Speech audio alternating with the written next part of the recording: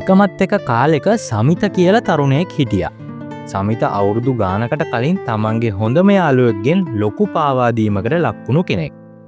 ඒ වගේ මෙයා ආදරය කරපු කෙනෙක් එයාට බොරු කරලා දාලා ගිහින් තිබුණා. එදා ඉඳන් සමිතගේ හිතේ තියෙන මහා කේන්තියක් සහ වෛරයක්. සමිත නිතරම කල්පනා කරන්නේ ඇයි ඔවුන් මට මෙහෙම කළේ? මම ඔවුන්ට මොනතරම් උදව් කළාද? මම කොහොමද මේවා අමතක කරන්නේ කියලා. මේ සිතුවිලි නිසා සමිතට රැට නිින්ද ගියෙත් නැහැ. එයා කරන රස්සාව හරි හැටි කළේ නැහැ. පාරේ යද්දි පවා එයා හිටියේ කේන්තියේ. සමිත මේ ප්‍රශ්නයට පිළිතුරක් හොයාගෙන ගියා ඒ පළාතේ හිටපු ප්‍රසිද්ධ මනෝවිද්‍යා උපදේශකයෙක් හමු වෙන්න. ඔහු හරිම සංසුන් මිනිසෙක්. සමිත තමන්ගේ මුළු අතීතයම තමන්ට වෙච්ච අසාධාරණකම් සේරම මේ උපදේශකවරයාට කිව්වා.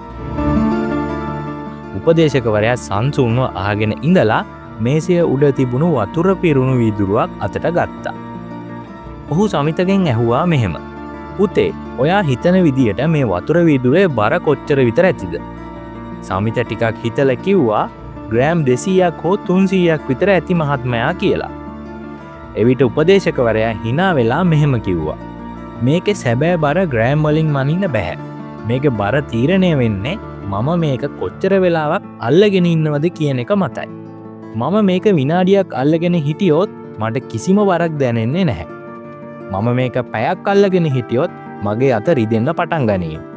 මම මේක දවසක්ම අල්ලගෙන හිටියොත් මගේ අත පණ නැති වෙලා මම අංශභාග රෝගියෙක් වගේ ඇදගෙන වැටේවි.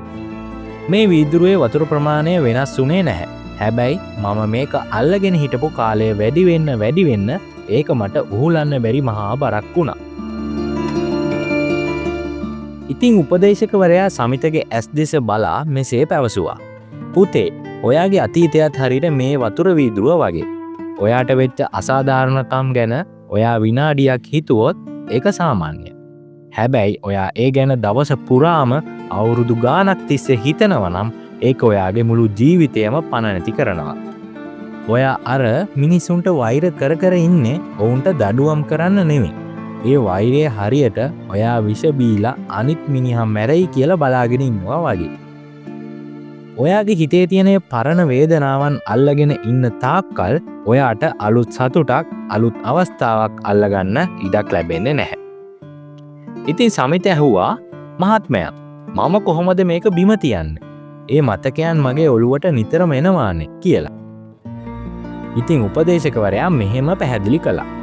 පුතේ, ඔයා වීදුරුව බිම තියන්න ඕනේ ඒක සැහැල්ලු නිසා නෙවෙයි.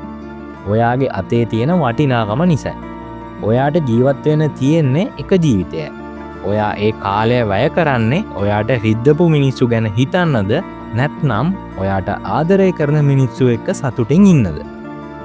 සමාව දීම කියන්නේ අනිත් මිනිස්සයා කරපු වැරද්ද හරි කියලා පිළිගන්න එක නෙවෙයි. සමාව දීම කියන්නේ ඔයාගේ හිතේ තියෙන ඒ බරෙන් ඔයාව නිදහස් කර ගැනීම. ඔවුන්ට ඔයාගේ වර්තමානය පාලනය කරන්න තියෙන ඉඩ නතර කරන්න කියලා මේ උපදේශකවරයා සමිතට කිව්වා. එදා සමිත තේරුම් ගත්ත තමන් මෙච්චර කාලයක් විඳවලා තියෙන්නේ අර මිනිස්සු නිසා නෙමෙයි. තමන් ඒ මතකය තදින් අල්ලගෙන හිටපු නිසා කියලා. ඔහු එදා ඉඳන් වීදුරුව බිම තැබීමට හුරු වුණා.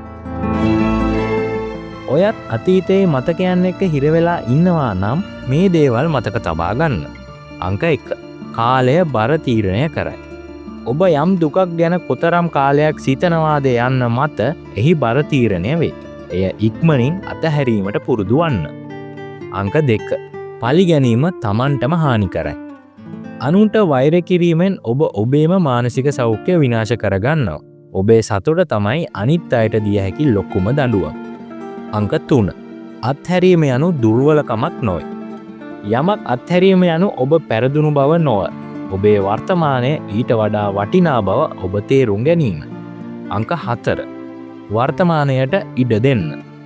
අතීතයේ කුණු බෑග් කර තබාගෙන අනාගතයේ මල්වත්තකට ඇතුල් විය නොහැක. ඒ නිසා වර්තමානයට ඉඩ දීලා කටයුතු කරන්න. අතීතය පොතක එක් පරිච්ඡේදයක් පමණයි. එම පරිච්ඡේදය අමතක කරන්නේ නැතුව ඔබට පොතේ ඉතිරි කොටස කියවිය නොහැක. අදම ඔබ හිර වෙලා ඉන්න මතකයන් අමතක කරලා ජීවිතයේ ඉස්සරහටම යන්න. ඔබට ජය.